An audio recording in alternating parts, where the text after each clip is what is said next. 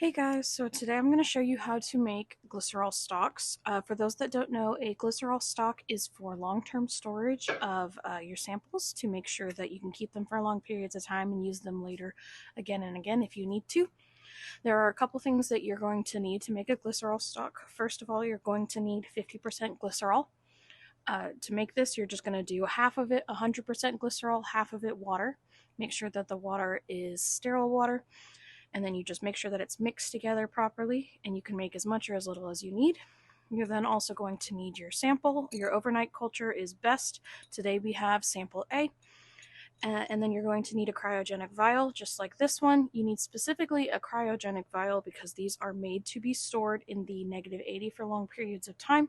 If you use a normal Eppendorf tube, it's not as safe. You're more likely to have the seal break and either get contaminated or lose some of your sample, so you need to make sure that you use a cryogenic vial.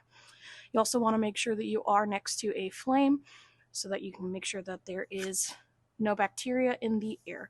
So to get started, the first thing you need to do is you need to label your cryogenic vial. You can either label it horizontally or vertically, depending on what is easiest for you. I'm going to label it real fast. And like I said, today's sample is sample A, so I'm just going to write sample A, just like that. Put that back in our block. All right, and then I'm going to prep everything for putting our glycerol stock together. So I'm going to take the top off like that. You want to just make sure that everything stays sterile. You get your pipette. Right, today I'm going to be doing 500 microliters because I'm going to be preparing 1 milliliter of glycerol stock. You can do less or you can do more depending on what you need. Just change the amount. Just make sure that half of it is the glycerol and half of it is the sample itself. Like I said, I'm preparing a milliliter, so I'm going to do 500 microliters of the 50% glycerol and 500 microliters of the sample. So to get started, I'm going to get myself a new tip, and I'm going to get the glycerol out. And for this, I like to make sure that I pipette slowly so that I don't get any air bubbles, so that it can be as close to half glycerol and half sample as much as possible. Because if you have air bubbles, you know, it's not exactly 500 microliters, so I like to make sure that I do that. Next, I'm going to do 500 microliters of my sample.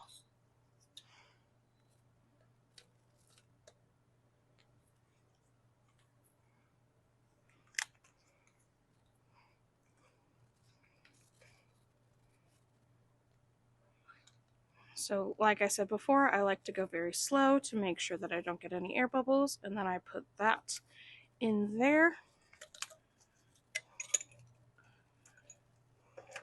Once you do that, you're going to put your top back onto your cryogenic vial just like that, and you're going to invert it a couple of times to make sure that it's fully mixed.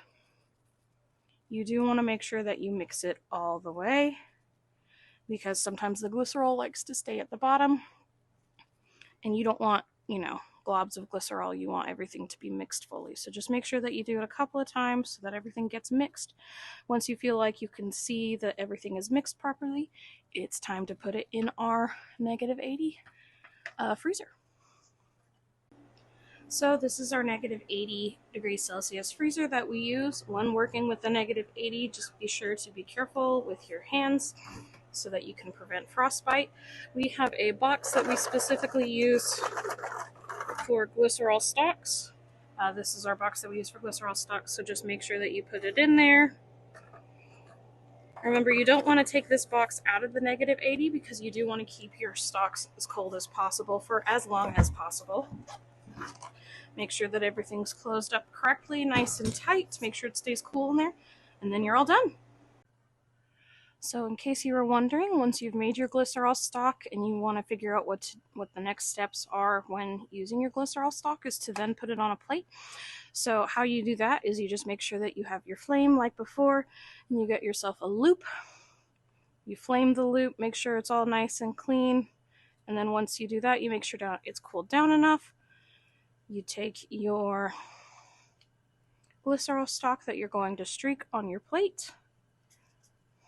You only need a tiny bit, so just take out a tiny bit with your loop. Like I said before, you do want to make sure that it stays cool for as long as possible, so I am going to keep it on ice.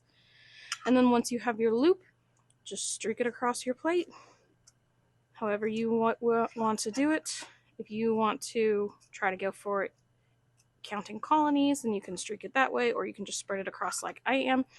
After you've spread it, again, make sure that you sterilize that loop till it gets hot.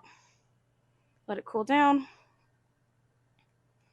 And then you're all done. You've streaked your plate. Just put it in an incubator overnight at 37 degrees Celsius. And you're ready to go. And you've already streaked your glycerol, and you can collect colonies the next day.